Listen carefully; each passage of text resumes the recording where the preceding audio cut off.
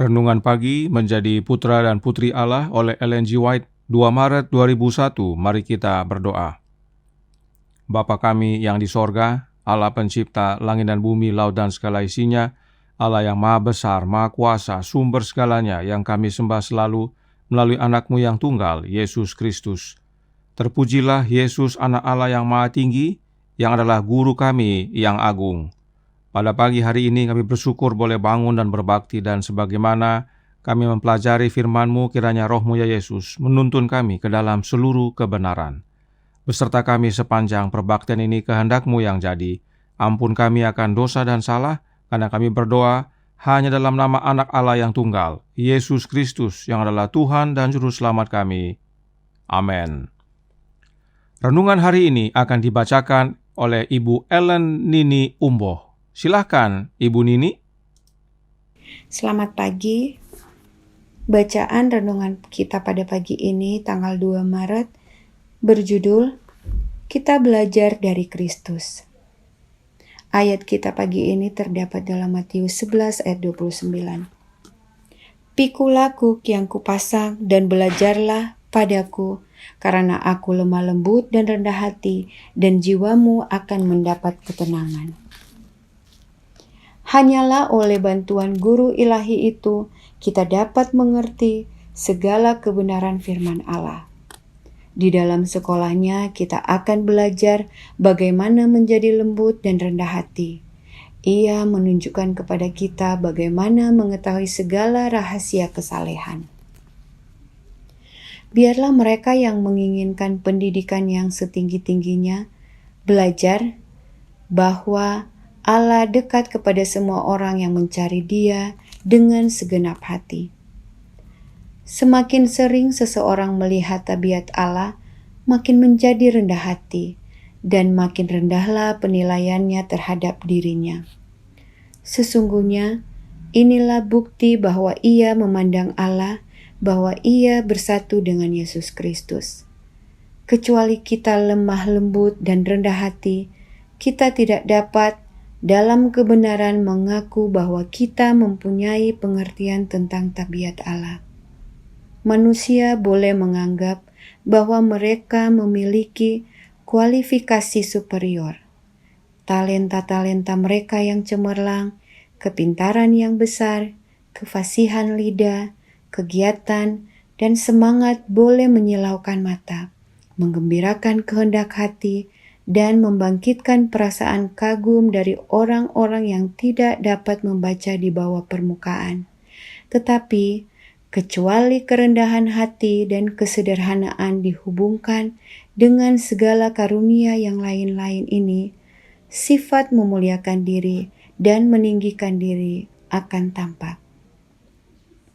Kecuali tiap-tiap kualifikasi itu ditabiskan kepada Tuhan, kecuali orang-orang kepada siapa Tuhan telah mempercayakan karunia-karunia, berusaha mencari rahmat yang satu-satunya dapat menjadikan kualifikasi mereka itu berkenan kepada Allah, mereka dipandang oleh Tuhan sebagai hamba yang tiada berguna. Korban sembelihan kepada Allah ialah jiwa yang hancur, hati yang patah dan remuk, tidak akan kau pandang hina, ya Allah. Barang siapa yang hatinya hancur dan ditaklukkan, yang telah melihat kenyataan yang mulia dari tabiat Allah, tidak akan menunjukkan kepongahan. Diri akan hilang di dalam keinsyafan yang ada padanya tentang kemuliaan Allah yang ajaib, dan keadaan mereka yang tiada berharga semata-mata. Semua orang yang menghargai kehidupan yang bahagia dan suci berjalan bersama dengan Allah tidak akan membiarkan sesuatu terbengkalai kalau saja mereka boleh mendapat kilasan kemuliaannya.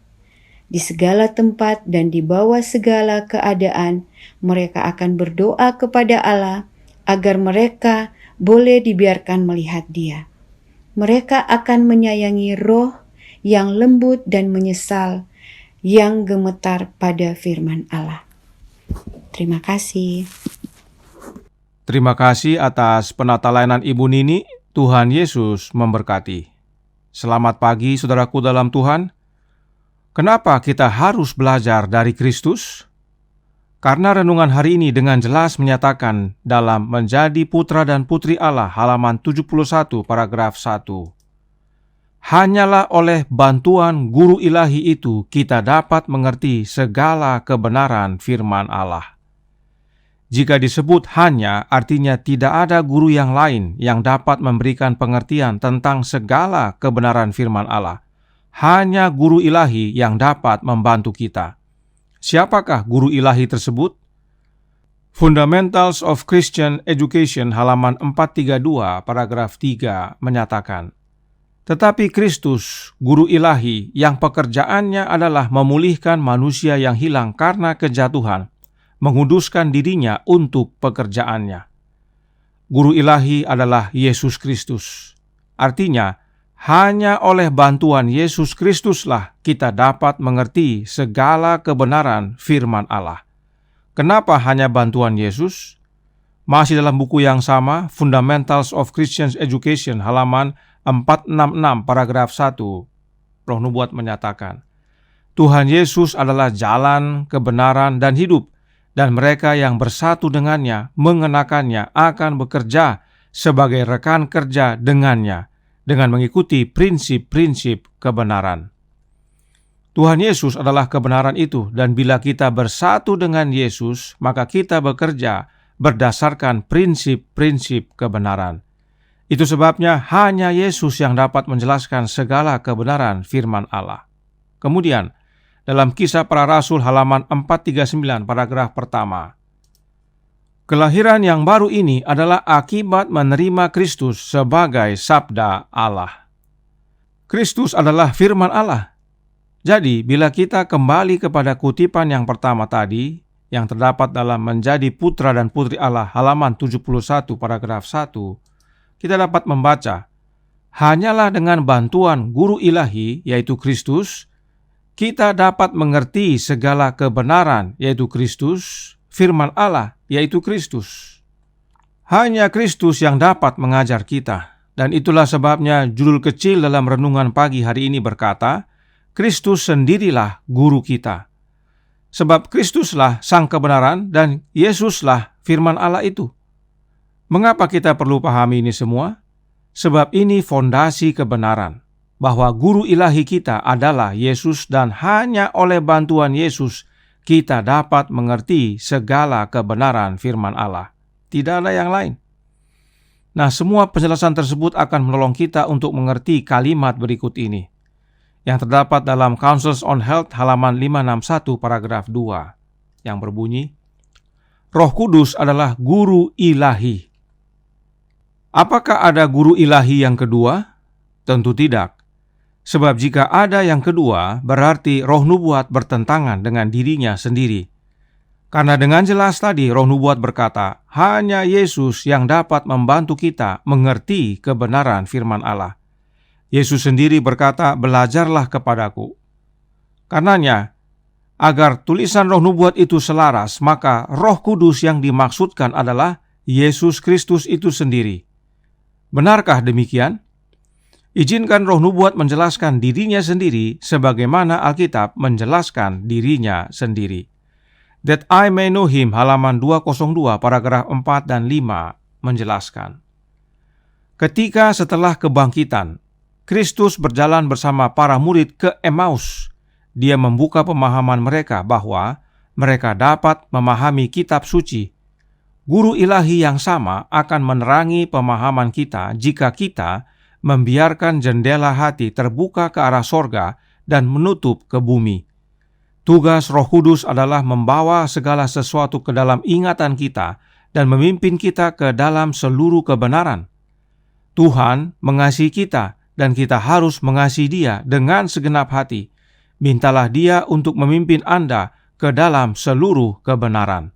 Dan Ia akan melakukan ini. Dia sangat ingin melakukannya. Dia menunggu Anda untuk bertanya kepadanya dengan kerendahan hati yang sejati dan keyakinan kuat bahwa Dia akan mendengar dan menjawab Anda.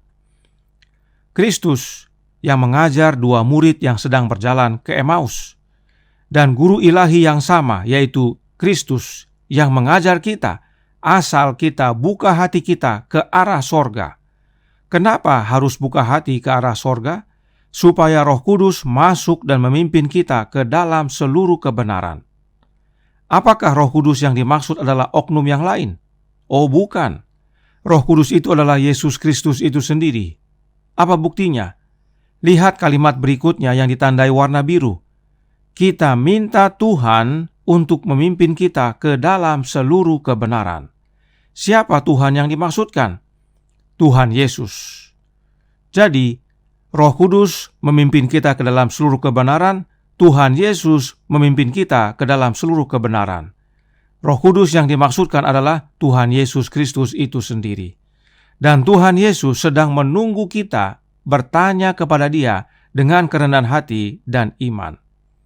Kemudian dalam Ye Shall Receive Power halaman 55 paragraf 5 berkata, kita harus mempelajari firman Allah membandingkan satu bagian dengan yang lain. Kitab suci adalah kunci yang membuka kitab suci. Saat kita membaca dan belajar dan berdoa, di samping kita ada seorang guru ilahi, Roh Kudus, yang menerangi pemahaman kita agar kita dapat memahami kebenaran agung dari firman Allah. Saat kita belajar Alkitab dan membandingkan ayat dengan ayat yang lain sambil berdoa, di samping kita ada seorang guru ilahi, yaitu Roh Kudus, yang membantu kita memahami kebenaran dari firman Allah. Nah, jangan lupa, renungan pagi hari ini berkata, hanya oleh bantuan guru ilahi, yaitu Yesus Kristus, kita dapat mengerti seluruh kebenaran firman Allah. Maka artinya Roh Kudus itu adalah Yesus Kristus itu sendiri. Perhatikan penjelasan roh nubuat berikut ini dan lihat siapa yang di samping kita. Khotbah di atas bukit halaman 29 paragraf 4 menyatakan, kebenaran-kebenaran biasa akan menyatakan diri kepada pikiranmu dalam suatu aspek yang baru. Ayat-ayat kitab suci akan muncul kepadamu dengan suatu makna yang baru sebagai cahaya terang. Engkau akan melihat hubungan kebenaran-kebenaran lain dengan pekerjaan penebusan, dan engkau akan mengetahui bahwa Kristus tengah memimpinmu, guru ilahi berada di sampingmu. Saat kita belajar Alkitab dan menemukan kebenaran biasa menjadi aspek baru dalam pikiran kita, menjadi suatu makna baru, maka itu adalah bukti bahwa guru ilahi kita, yaitu Yesus Kristus, berada di samping kita. Jadi, ada Roh Kudus yang di samping kita dan ada Yesus Kristus berada di samping kita. Ada berapa yang di samping kita? Hanya satu, yaitu Yesus Kristus. Apa buktinya? Christian Service halaman 16 paragraf 2 berkata, guru ilahi berkata, Rohku sendiri yang kompeten untuk mengajar dan menginsafkan dosa. Guru ilahi adalah Yesus Kristus dan Yesus berkata, Rohku sendiri yang kompeten untuk mengajar. Jika disebut sendiri artinya tidak ada yang lain, hanya Rohnya Yesus yang kompeten. Karenanya, Roh Kudus, Roh kebenaran, atau penolong yang lain, atau penghibur, itu adalah Rohnya Kristus. Jadi, guru ilahi kita hanya satu, yaitu Yesus Kristus, dan Dia mengajar kita melalui kehadiran Rohnya yang kudus, Roh Kristus, sebab Roh Kristuslah yang kompeten untuk mengajar kita. Itu sebabnya di sekolah Kristus, gurunya adalah Kristus itu sendiri. Karenanya kita belajar dari Kristus. Tuhan memberkati, saya bawa dalam nama Yesus. Amin. Mari kita berdoa. Bapa kami yang di sorga, Allah pencipta langit dan bumi, laut dan segala isinya, Allah yang maha besar, maha kuasa, sumber segalanya, yang kami sembah selalu melalui anak-Mu yang tunggal, Yesus Kristus. Terima kasih atas kebenaran yang indah, bahwa Kristus sendirilah guru kami. Kami belajar di sekolah Kristus dan Kristuslah guru kami satu-satunya. Dan Dia hadir bersama kami melalui kehadiran Roh-Nya. Itu sebabnya Roh Kristuslah yang berkompeten untuk mengajar kami. Tolong kami ya Bapa, curahkan roh anak-Mu, ajar kami setiap hari, dalam kebenaran firman-Mu dan tuntun kami ke dalam seluruh kebenaran. Beserta kami sepanjang hari ini kehendak-Mu yang jadi, ampun kami akan dosa dan salah, karena kami berdoa hanya dalam nama Anak Allah yang tunggal, Yesus Kristus, yang adalah Tuhan dan Juru Selamat kami. Amin.